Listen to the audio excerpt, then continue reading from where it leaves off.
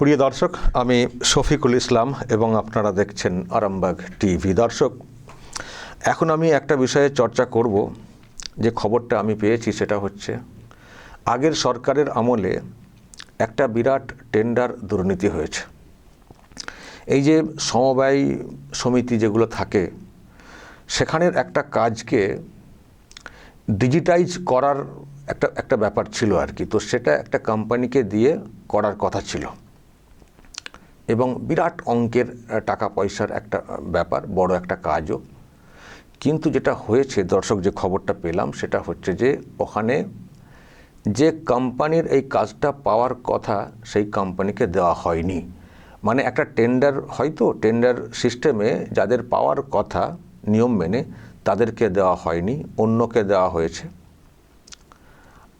আর কাজটাই হয়নি, যে কাজটা করার কথা সেটাও হয়নি। মানে কাজও হয়নি, নিয়ম মেনে টেন্ডার দেওয়া হয়নি, অথচ টাকা পয়সা সব এদিক ওদিক হয়ে গেছে।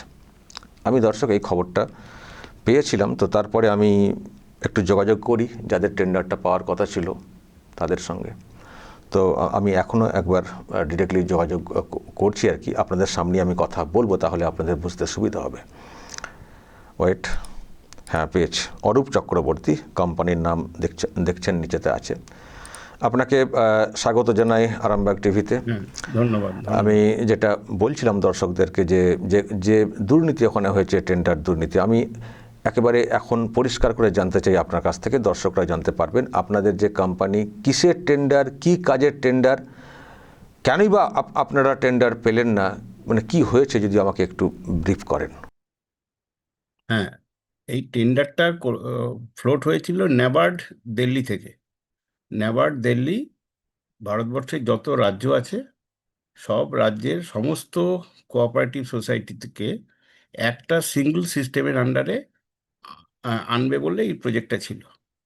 তো আমরা ওয়েস্ট বেঙ্গলের জন্য আমরা বিড করি এবং টেকনিক্যাল এভ্যালুয়েশনের পরে, ফিনান্সিয়াল এভ্যালুয়েশনের পরে আমরা L1 হই, আইটি সলিউশনস L2 হয় এবং VSL data system private limited এরা L3 হয়।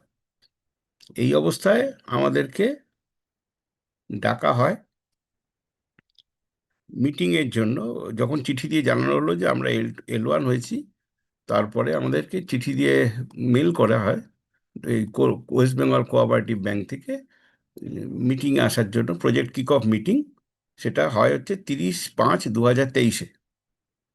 সেখানে আমরা প্রেজেন্ট করি যে আমরা কি করতে চাই, কবের মধ্যে করতে চাই, 4170টা ব্রাঞ্চের জন্য। এইসব যখন হয়ে যায়, তারপর আমাদেরকে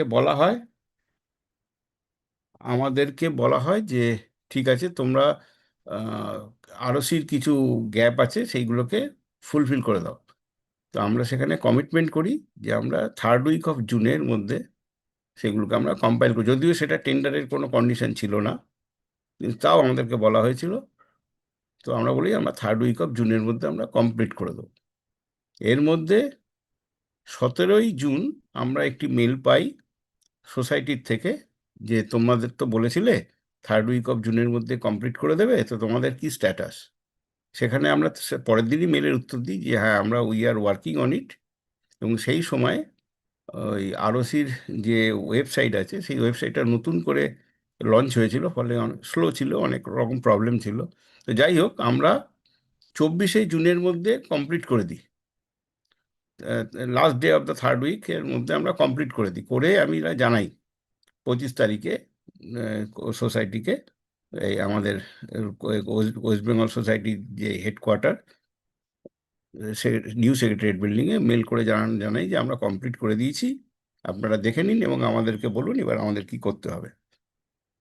সে সময় আমাদেরকে ওখানে যিনি আরসিএস ছিলেন, ব্রজেশ সিং বলে, উনি আমাদেরকে বলেন না, আমরা তো ওয়েট করিনি, আমরা 18 তারিখে আমি লিখে দিয়েছি যে আপনারা কিছু করছেন না, এবং আমরা আপনাদের L2 কোম্পানি যে আইটি সলিউশনস, তাকে আমরা কাজটা দিয়ে দিচ্ছি। এটা মুখে জানান, নো অফিসিয়াল মেল। তখন আমরা গিয়ে দেখা করি এবং আমরা জানতে পারি যে আমাদের যে কোটেশন ছিল সেটা ছিল 1,27,500, আর আইটি সলিউশনের কোটেশন ছিল 2.5 লাখ টাকা, আর থার্ড যে L3 ছিল তার কোটেশন ছিল 3.5 লাখ টাকা। টেন্ডারের যে কন্ডিশন ছিল তাতে ছিল যে যদি রিজিওনাল মানে স্টেট, যে কোনো স্টেটের সোসাইটির, কোঅপারেটিভ সোসাইটি থেকে তারা যদি মনে করে L1-কে তারা ওই কাজটা ভাগ করে দিতে পারে, L1-কে 60% দিতে পারে, আর বাকি 40% L2 L3-র মধ্যে ভাগ হবে। যদি সাবজেক্ট টু L2 বা L3 রাজি হয়, তারা L1-এর রেটে করবে। তাতে L2-কে যে বাকি 40% তার মধ্যে L2 পাবে ওই 40%-এ 60%, এবং L3 পাবে বাকি 40%। আর যদি L3 রাজি না হয় তাহলে L2 পুরোটা পাবে, কিন্তু 60% L1 পাবে যদি মনে হয় কাজটা করতে পারবে। কিন্তু আমরা পরে জানলাম যে কাজটা আমাদেরকে দেওয়া হয়নি, সেটা আইটি সলিউশনসকে দেওয়া হয়েছে, এবং অনেক বেশি টাকাতে।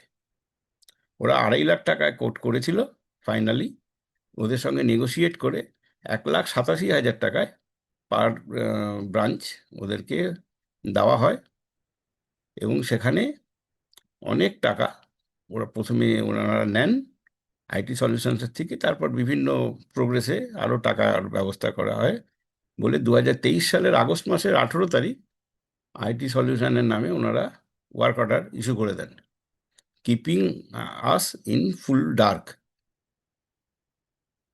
না, আমি বলছি যে তারপরে আপনাদেরকে যে জানতে চাওয়া হয়েছিল ওটা কি মানে উনি কি আপনাদেরকে দেওয়া টাইম মানে ক্রস করে যাওয়ার কারণে অন্যদেরকে দিয়েছেন, নাকি আপনারা যে না না জবাবটা না দিলেন না না, তখনও টাইম ছিল? আমরা তো বলে এসেছিলাম, ইটস মিনিটেড, মাইনিট করা আছে যে 3rd উইক অফ জুনের মধ্যে আমরা আমাদের যে বাকিটুকু আছে আমরা কমপ্লিট করে দেবো। সেটা তো সেটা আমরা, তখন তখন উনি রাজি হয়েছিলেন যে ঠিক আছে ঠিক আছে। হ্যাঁ হ্যাঁ, উনি কেন, সবাই সবাই রাজি হয়েছিল, এবং ওটা মিনিটস করা হয়। তারপরে না জানিয়ে তারপরে এইরকম একটা সিদ্ধান্তটা নিয়ে নেওয়া হয়েছে, তাই তো? সিদ্ধান্ত তো জানানো হয়। তারপরে আপনারা কি করলেন? তারপরে আমরা সবাইকে জিজ্ঞেস করেছি, নাবার্ডকে জিজ্ঞেস করলে নাবার্ড বলে এটা স্টেটের ডিসিশন, স্টেট থেকে এটা নেওয়া হয়েছে। স্টেটকে জিজ্ঞেস করলে স্টেট বলছে না না, এটা নাবার্ড বলেছে আমাদেরকে নিতে।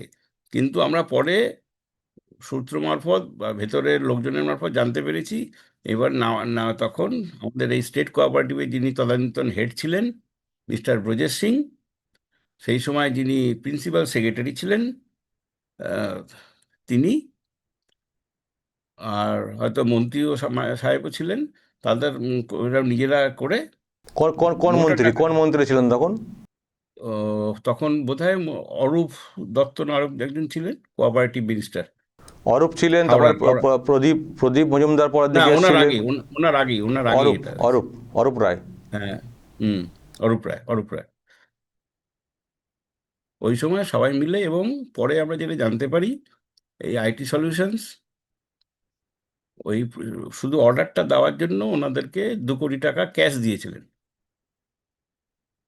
এবং সেই টাকা, ক্যাশ টাকাটা তোলা হয় এই প্রজেক্টে ওরা যারা এমপ্লয়মেন্ট দিয়েছে ছেলে মেয়েদের, তাদের থেকে 16 থেকে 18 হাজার টাকা করে কশন মানি, ক্যাশ কশন মানি জমা করে, এবং সেই টাকাটা কোঅপারেটিভে জমা দেওয়া হয়।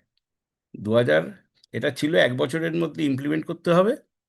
কাজটা শুরু হয়েছে 2023-এর আগস্ট মাসে, আজকে 2026-এর মে এন্ড। তার মধ্যে এখনো পর্যন্ত কোনো একটা সিঙ্গল সোসাইটি অনলাইন হয়নি ওই নতুন সিস্টেম দিয়ে। তার কিন্তু এর মধ্যে টোটাল কত টাকার কাজ তার মানে এটা? আহ, বলে দিচ্ছি আপনাকে, বলে দিচ্ছি। মোটামুটি এটা ছিল 78 কোটি টাকার কাজ। তো তারপরে তাহলে আপনারা আর কোথাও কি তারপর থেকে বলার কোনো জায়গা পাননি? না, তারপর তো আমাদেরকে পরে তো মানে আমরা গিয়েছিলাম, আহ, তখন তো ব্রজেশ সিং এখানে হেড ছিলেন, আমরা দেখা করেছিলাম। উনি আমাদেরকে ভয় দেখান যে আপনারা যদি বেশি কিছু করেন, সেক্রেটারি সাহেব আমাদের বলেছেন, সেক্রেটারি ছিলেন পিভি সেলিম, তিনি বলেছেন আপনাদেরকে ব্ল্যাকলিস্ট করে দেওয়া হবে। এই টাইপের ভয় দেখানো হয়েছিল? এই ভয় দেখানোর ফলে আমরা তো কেউ তো আর চাই না ব্ল্যাক লিস্ট হয়ে গেলে আমরা সারা ভারতবর্ষে কোনো কাজ 2 বছরের জন্য করতে পারবো না। ফলে তাহলে আমরা চুপ। আপনার এটা কি পুরো ওই কাটমানি ঘুষ যেটা বলা হয় তার তার বিনিময়ে কি আপনি বলছেন যে কাজটা 100 আপনাদেরকে না দিয়ে 110% এটা ঠিক। আমাদের তো 1,27,000 টাকায় ছিল, আর অর্ডারটা হয়েছে 1,87,000 টাকায়। মানে আপনার ষাট তারপরে তো হাজার কোনো কাজ হয়নি বলছেন এখনো? না, কাজ হয়নি, তাতেও কাজ হয়নি, কিন্তু 30-35 কোটি টাকা পেমেন্ট হয়ে গেছে। 30 থেকে 35 কোটি টাকা পেমেন্ট হয়ে গেছে। তার মানে সরকারি টাকা কিভাবে আত্মসাৎ হয়, নয় ছয় হয়, হ্যাঁ, এই টেন্ডারের মাধ্যমে সরকারের এটা টাকা, হ্যাঁ পরিষ্কার। এটা হয়েছে। হ্যাঁ, এর মধ্যে ওই যিনি আরসিএস ব্রজেশ সিং আছেন, তখনকার প্রিন্সিপাল সেক্রেটারি পিভি সেলিম ছিলেন, ওইখানে ডেপুটি আরসিএস ছিলেন পারমিতা, বলে দিচ্ছি দাঁড়ান 1 মিনিট। ডেপুটি আরসিএস ছিলেন পারমিতা সরকার। তারপর আমাদের কোঅপারেটিভ সোসাইটির ব্যাংকের এমডি ছিলেন সুজন সরকার। আর মালদার ডিআরসিএস ছিলেন সুকান্ত চক্রবর্তী। এদের এই গ্রুপটা ছিল পুরোটা। না, আমি আমি আমি জানতে চাইছি যে আমাকে আরেকটু পরিষ্কার পরিষ্কার করে বলুন যে কাজটা অ্যাকচুয়ালি কি, মানে ডিজিটাইজ বলতে কি করার কথা ছিল? না না, এইটা ডিজিটাইজ নয়, কাজটা ছিল আপনার এই যে সারা ভারতবর্ষে এত হাজার হাজার কোঅপারেটিভ ব্যাংক আছে, যেখান থেকে কৃষি ঋণ হয়, কৃষকদেরকে এই যে সাবসিডি দেওয়া হয়, কৃষকদেরকে হেল্প করা হয়। সেই ব্যাংকগুলোতে বিভিন্ন ব্যাংকে বিভিন্ন রকম অ্যাপ্লিকেশন চলে, কোর ব্যাংকিং সিস্টেম যেটা। এই কোর ব্যাংকিং সিস্টেমটাকে একটা সিঙ্গল প্ল্যাটফর্মে আনার এটা ছিল প্রজেক্ট। অ্যাপ্লিকেশনটা, মেন অ্যাপ্লিকেশনটা ন্যাবার্ড তৈরি করেছে, এবং আমাদের মতো যারা তাদের কাজ ছিল এই সমস্ত ব্রাঞ্চে ব্রাঞ্চে এগুলো ইমপ্লিমেন্ট করা, ডেটা মাইগ্রেট করে দেওয়া, আর তাদেরকে ট্রেনিং দেওয়া এবং তারপরে সাপোর্ট দেওয়া। বুঝছি। এবার যেটা বললাম যে টাকার বিনিময়ে সব ইদিক সিদিক হয়ে গেছে, আমি আমি আপনার কাছ থেকে একটা বিষয় জানতে চাই, যেহেতু আপনারা কোম্পানি চালাচ্ছেন, সরকারের তো বদল ঘটেছে, বা এখন তো অনেক কিছু চেঞ্জ হচ্ছে, নতুন মুখ্যমন্ত্রী অনেক বেশি কর্মঠ হয়েছেন, সমবায় মন্ত্রীও তো হয়তো হয়েছেন। আপনারা কি এই বিষয়টা কোথাও নক করবেন ঠিক করেছেন কোম্পানির তরফ থেকে? আমরা তো খুব ছোটোখাটো লোক, আমাদের যদি করার মতো সুযোগ হয় নিশ্চয়ই করবো, নিশ্চয়ই করবো। অ্যাটলিস্ট পাবলিক মানি এইভাবে নয়ছয় করা, এত কাটমানি না, হয়েছে বিনিময়ে তো, অনিয়ম এটা তো করা, হ্যাঁ এবং সরকারি কাজটাও সরকারি হয়নি টাকা তো। এখনো। হ্যাঁ, কাজ হয়নি এখনো পর্যন্ত, কোনো কাজ হয়নি, 3 বছর হলো কিন্তু কোনো কাজ হয়নি। নাবার্ডের তরফ থেকে যারা টাকা পাঠাচ্ছে তাদেরও তো হিসেব নেওয়ার কথা। না না, নাবার্ডের তরফ থেকে সেটা আমি জানি না, এখান থেকে কি ইউটিলাইজেশন দেওয়া হচ্ছে সেটা তো আমি বলতে পারবো না। কিন্তু ন্যাবার্ডের ছিল, ন্যাবার্ড টাকাটাই দেবেন, কিন্তু তার নোডাল এজেন্সি হচ্ছে আমাদের ওয়েস্ট বেঙ্গল, প্রত্যেক স্টেটের সেই কোঅপারেটিভ সোসাইটি। আচ্ছা, যাই হোক, আপনি বিষয়টা প্রকাশ্যে আনলেন, এটা জানা দরকার আছে, কারণ এইভাবেই বিভিন্ন খাতে সব টাকা পয়সা নয়ছয় করা হয়েছে, যেটা বুঝছি, কোটি কোটি টাকা। অসংখ্য ধন্যবাদ অনলাইনে থাকার জন্য, একটা ইনফরমেশন পেলাম আপনার কাছ থেকে। ভালো থাকবেন। দর্শক, শুনলেন অরূপ চক্রবর্তী, একজন কোম্পানির দায়িত্বপ্রাপ্ত, তিনি তো ব্যাখ্যা দিলেন যে কী হয়েছে। সব জায়গাতেই বিভিন্ন সংস্থা থেকে টাকা পয়সা এসছে কাজকাম করার জন্যে, সব লুটপাট হয়ে গেছে, এদিক সেদিক হয়ে গেছে, বেশি দরের লোককে পাইয়ে দিয়ে কাজটা কাটমানি কেটে নেওয়া হয়েছে, তাদের পকেট মোটা হয়েছে, কাজ হচ্ছে কি না হচ্ছে দেখা হয়নি।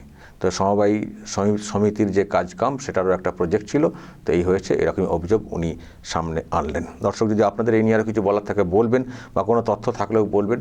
তবে আমরা চাইব টাকা যেখানেরই হোক, সেই টাকা লুটপাট করার অধিকার কিন্তু কারো নেই।